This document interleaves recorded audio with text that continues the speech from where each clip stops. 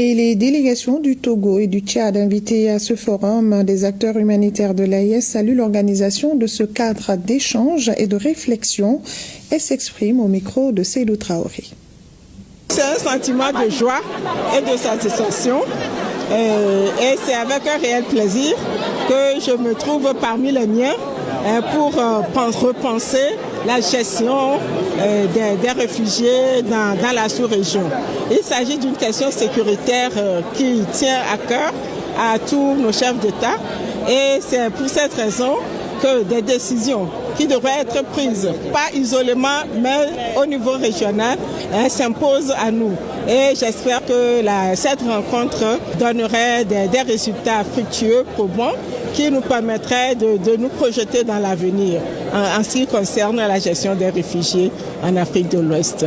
En tant que pays sahélien, on est exposé aux mêmes dynamiques de crise, que ce soit par rapport à l'insécurité dans la sous-région.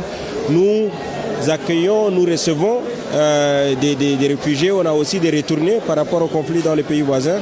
Dans ce sens, que ce soit au Mali, au Niger, au Tchad, au Burkina, etc., nous avons à peu près les mêmes réalités. Maintenant, pour le Tchad, le nombre est plus important que les autres pays parce que nous accueillons des réfugiés centrafricains, camerounais, nigériens, soudanais. Aujourd'hui, on a plus d'1,2 million réfugiés uniquement dans la frontière est du pays avec le Soudan. Et c'est un défi immense dans un contexte de transition où on a des défis sécuritaires, des défis de développement et où on doit faire des priorisations sur les investissements du gouvernement.